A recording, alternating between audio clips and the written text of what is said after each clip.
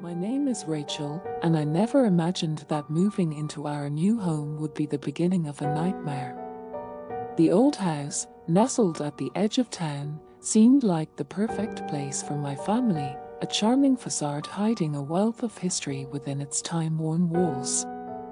But as the days passed, the idyllic vision shattered, revealing the true nature of the darkness that lurked within.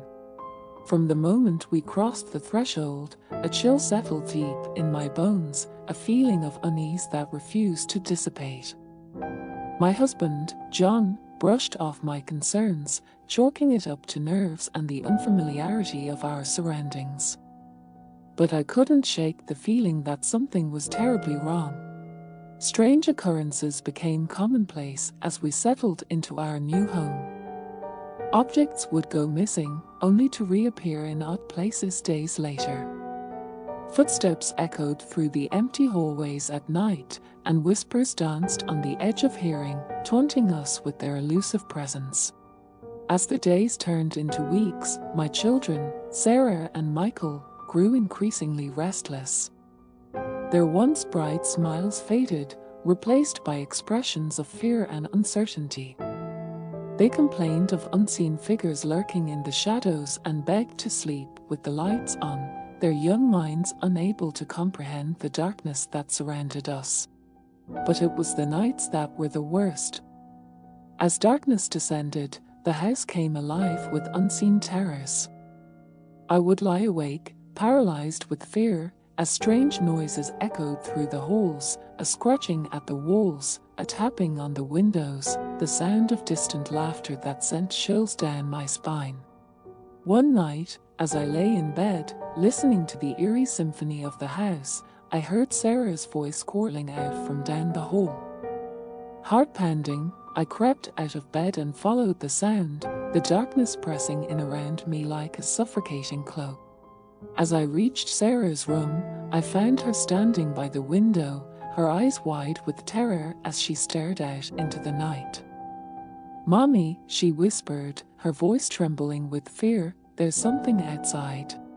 I peered out into the darkness, but saw nothing but the swaying branches of the old oak tree that stood sentinel in our yard. But as I turned to comfort Sarah, a cold chill swept through the room, extinguishing the candles with a soft hiss.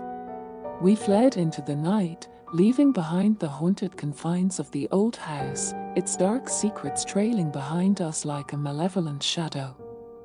I held Sarah tightly in my arms, her small frame trembling with fear, while John guided us through the darkness, his face set in a mask of grim determination. As we stumbled through the overgrown garden, the air thick with an oppressive heaviness, I couldn't shake the feeling that we were being watched, that the darkness itself was alive with unseen eyes, hungry and malevolent.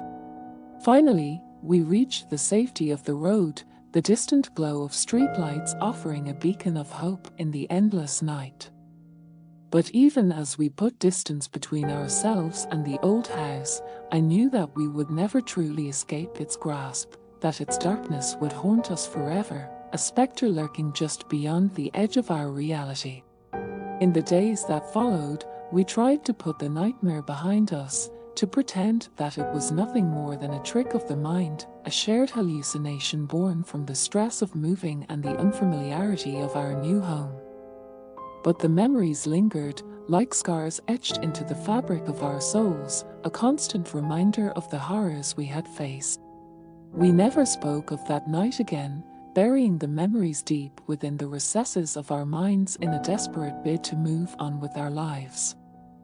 But the old house remained, looming on the edge of town like a dark spectre, its windows staring out like empty eyes, watching and waiting for its next victims to fall prey to its sinister embrace.